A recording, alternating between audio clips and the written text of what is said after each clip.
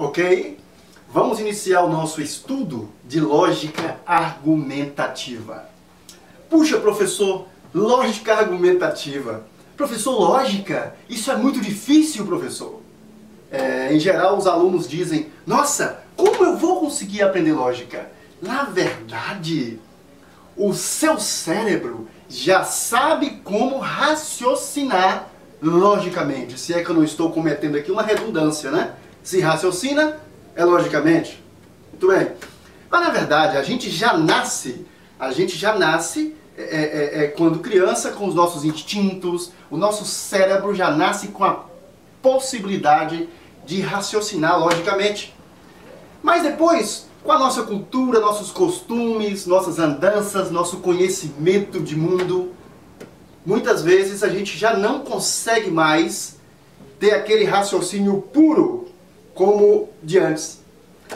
O que a gente faz então neste caso? Bom, neste caso, durante os estudos de lógica, nós vamos abandonar todos os nossos vícios mentais, nossos dogmas, etc., para poder pensar logicamente, tá? Mas, professor, o que é lógica argumentativa? O que é lógica argumentativa? Vocês poderiam perguntar assim. Bom, a lógica argumentativa, ela é a parte da lógica que trata dos argumentos. É a parte da lógica que analisa trechos de discursos, ok?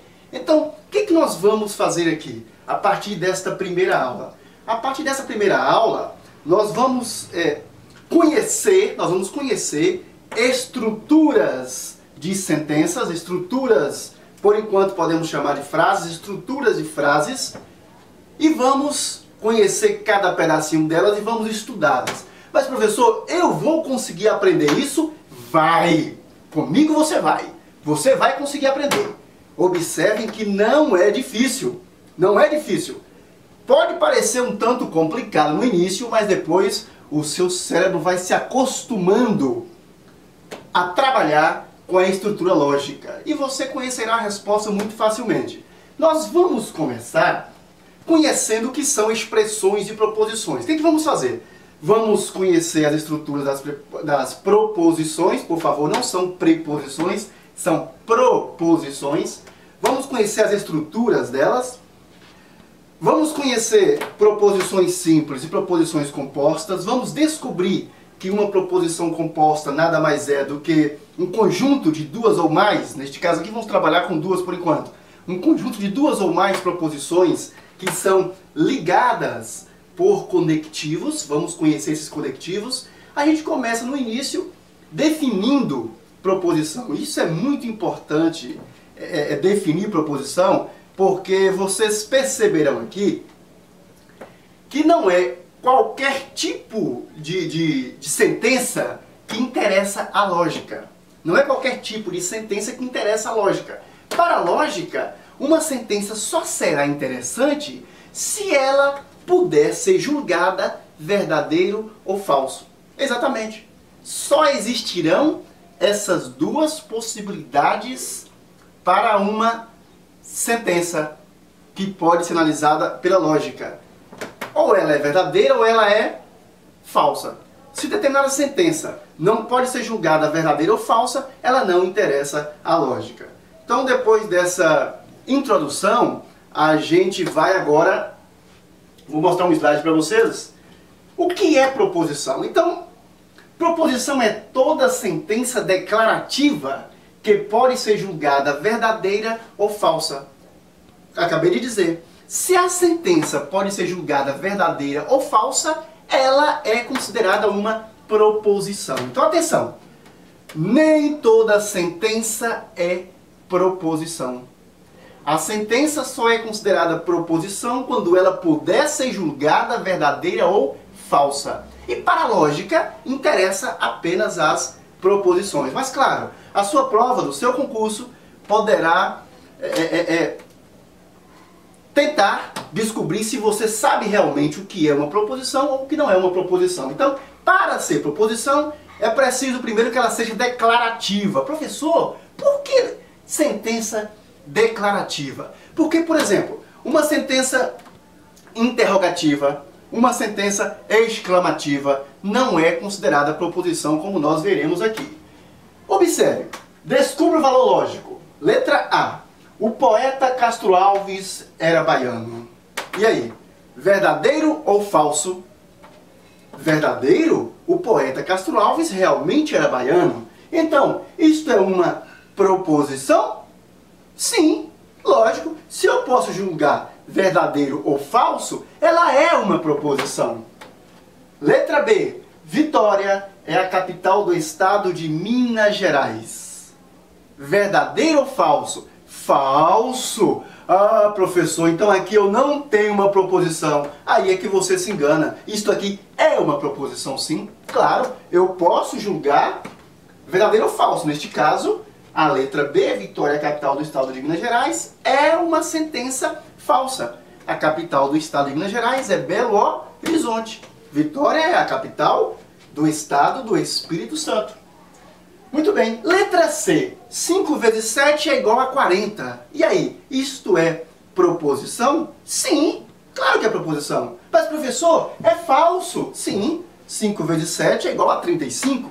Quando eu digo 5 vezes 7 é igual a 40, realmente se trata de uma sentença falsa, mas ela é proposição. Por que ela é proposição? Porque se eu posso julgar verdadeiro ou falso, tratará-se de uma proposição. E aí, geralmente, o aluno pergunta assim, mas professor, neste caso, tudo será proposição, porque tudo poderá ser julgado verdadeiro ou falso. Aí é que o aluno está redondamente enganado. Não! Pelo contrário! Ao contrário, há muito mais sentenças que não podem ser julgadas verdadeiras ou falsas do que sentenças que permitem esse julgamento. Ou seja, há muito mais sentenças que não são proposições do que sentenças que são proposições. Olha, entendendo esse princípio, essa definição, conhecendo o que é proposição e o que não é proposição, vocês já vão simplesmente detonar, vão realmente acertar muitas questões de provas. Provas de raciocínio lógico, por exemplo, em nível médio, a gente não vai trabalhar aqui, na verdade, a gente já pensa aqui em provas para nível superior. Nós vamos realmente trabalhar, vamos pegar pesado aqui mesmo em questões de provas para analista, etc. Então, é um curso planejado, já que a maioria aqui vai fazer concurso para nível superior, é um curso planejado para nível superior, porém que serve e muito, eu acredito que vai servir e muito, para aqueles que vão fazer curso técnico também. E esse iniciozinho cai demais em provas de concurso de nível médio, tá? A prova, o examinador quer saber se você conhece realmente proposição, se você sabe o que é proposição. Então, atenção, atenção, observe. Não são proposições. Aqui o aluno leva um susto. Puxa, professor, mas quanto tipo de sentença que não pode ser proposição? Realmente, é sério. Você precisa entender primeiro, para você analisar logicamente uma sentença. Volto a lembrar vocês que a gente começa aqui, na verdade, com a lógica argumentativa, analisando sentenças. Então, o nosso objetivo é chegar a uma situação em que a gente vai ter o poder de analisar uma sentença, ok? Mas a gente não vai analisar qualquer sentença. Então, repetindo, né? Estou sendo redundante, mas é necessário para facilitar a didática.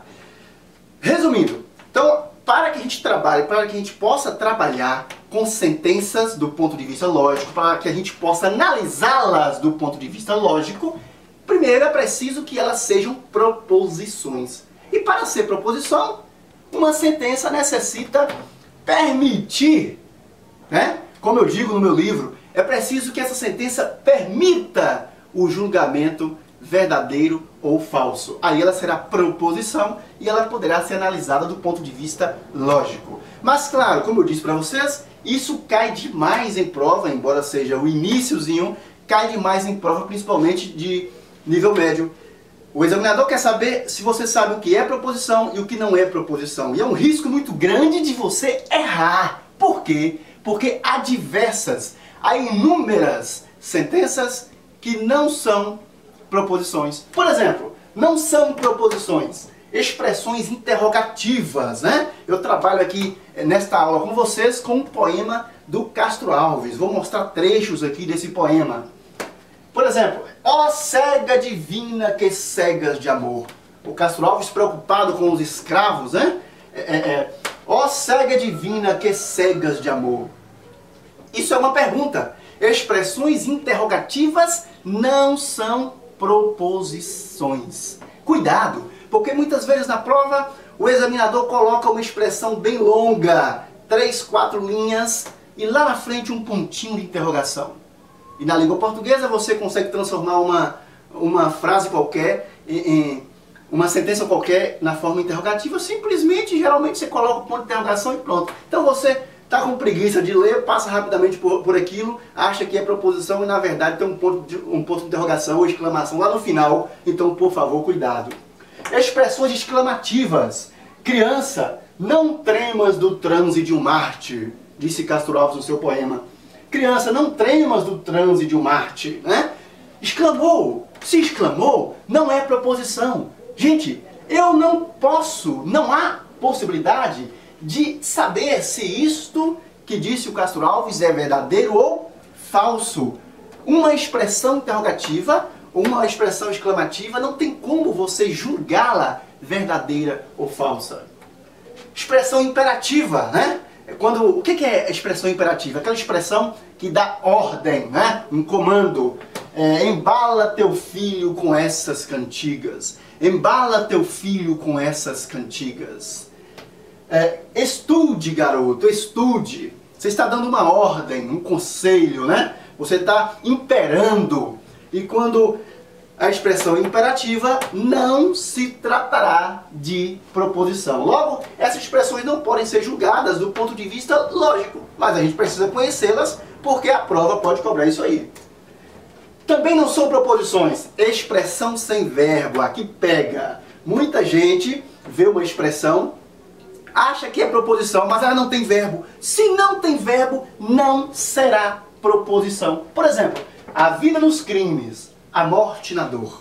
Mais um trecho do poema. A vida nos crimes, a morte na dor. Existe algum verbo aqui? Não, não há verbo. Eu tenho artigo, substantivo, mas não há verbo. O poema de Castro Alves também não há verbo. Então, expressões sem verbo não serão proposições. Não é necessário memorizar, decorar isso aqui. Você precisa entender o sentido da coisa. Promessas. Cuidado com as promessas. Promessas não são proposições. Por exemplo, após o carnaval começarei a estudar. Isto é uma promessa. Você está prometendo que vai fazer alguma coisa. Vocês precisam ficar atentos a isso aqui. Promessa não é proposição. A promessa de baixo aqui. Prometo ser fiel na alegria e na tristeza, na saúde e na doença, até que o chifre nos separe. Isto é uma promessa. Isto é uma promessa. E isto não é proposição. O que mais não são proposição? O poema em si. O poema em si. Olha, um trecho desse poema do Castro Alves. Ó mãe do cativo que fias à noite, à luz da candeia na choça de palha, embala teu filho com essas cantigas, ou tece-lhe o pano da branca mortalha. Castro Alves, a mãe do cativo. Gente, poemas não podem ser julgados verdadeiro ou falso. Quem somos nós para dizer que a expressão poética é verdadeira ou falsa? Logo, não são proposições. Não são proposições. Ser ou não ser, eis a questão. Shakespeare. Isto não é proposição. Também não são proposições as sentenças abertas. O que são sentenças abertas? São aquelas sentenças que eu não tenho como dar um resultado plausível, né? X mais 7 é menor do que 20. Letra A. X mais 7 é menor do que 20. Isso é uma sentença aberta. Por quê? Dependerá do valor que eu atribuo a X. Por exemplo, se eu digo X mais 7 é menor do que 20, para que seja verdadeiro é preciso que o X seja menor ou igual a 12, né? Menor ou igual a 12, para que 12 mais 7, 19 é menor do que 20, aí será verdadeiro. aí eu poderei julgar verdadeiro. Mas professor, e se eu disser que 20 é 40? 40 mais 7, 47 é menor do que 20. Aí vai ser falso, sim, mas aí também seria sentença. Né? Aí seria, desculpe, aí seria proposição, sentença já é, né? Seria proposição, qualquer valor que eu atribuísse a x ali, seria proposição. Agora, professor, se eu atribuísse 100 a x, ficaria 100 mais 7 menor do que 20. E 100 mais 7 não é menor do que 20. Isso seria falso, sim. Mas aí, já que eu poderia julgá-la falsa, ela seria proposição. O que não pode é eu não ter a possibilidade de julgar a sentença como verdadeira ou falsa. Ora, se eu não posso julgar a sentença verdadeira ou falsa, ela não será proposição. X é um mamífero. X é um mamífero. X? Qual X? Eu sou mamífero. Né? O leão é um mamífero. Qual X? O que é um mamífero? Então é uma sentença aberta. E as sentenças paradoxais também. Esta frase é falsa. Eu não posso dizer que é verdadeira, porque ela em si já está dizendo que é falsa. Não pode dizer que é verdadeira. Também não posso dizer que é falsa. Porque se eu digo que é falsa, esta frase é falsa. Se eu digo que é falsa, eu vou ter que consertar. Eu vou ter que torná-la verdadeira. Mas como que eu vou torná-la verdadeira se ela está dizendo que é falsa? Isso é um paradoxo, né? É um paradoxo isso aqui. Logo, não são proposições. Agora, a gente vai ver durante as próximas aulas, a gente vai ver que é possível transformar uma sentença aberta em proposição. Nós podemos pegar uma sentença aberta e transformá-la em proposição, como aquela do x, por exemplo. Desde que eu atribua um valor, eu poderei transformar, como eu mostrei para vocês, em proposição, que seja qualquer valor. Eu posso também, pelo uso de quantificadores, eu posso colocar todo, existe um, nenhum, qualquer que seja, algum. Essas palavrinhas que nós vamos dedicar uma aula só a elas, uma ou duas aulas no futuro. Essas palavrinhas, esses quantificadores, eles transformam uma sentença aberta numa sentença fechada, né? Numa proposição, numa sentença capaz de ser julgada verdadeira ou falsa. Por exemplo, qualquer que seja o x, temos que x mais 7 é menor do que 20. Aqui eu posso julgar, puxa, não é qualquer que seja o x, como eu disse a vocês, para que essa expressão seja verdadeira, é preciso que o x seja menor ou igual a 12. 12 mais 7, 19, que é menor do que 20. Se o x for 200, a sentença não será verdadeira, será falsa, mas aí será proposição. Desde que eu possa julgar verdadeiro ou falso, será proposição. Então, quando eu pego essa expressão quantitativa, quando eu pego esse quantificador, essa expressão qualquer que seja, e coloco na sentença, aí agora eu já terei uma proposição, porque eu poderei julgá-la verdadeira ou falsa, e nesse caso é falsa. Quando eu digo qualquer que seja o x, temos que x mais 7 é menor do que 20, isso é falso. Não é qualquer que seja o x. Logo, é proposição. Se eu apenas dissesse x mais 7 é menor do que 20, aí não seria proposição.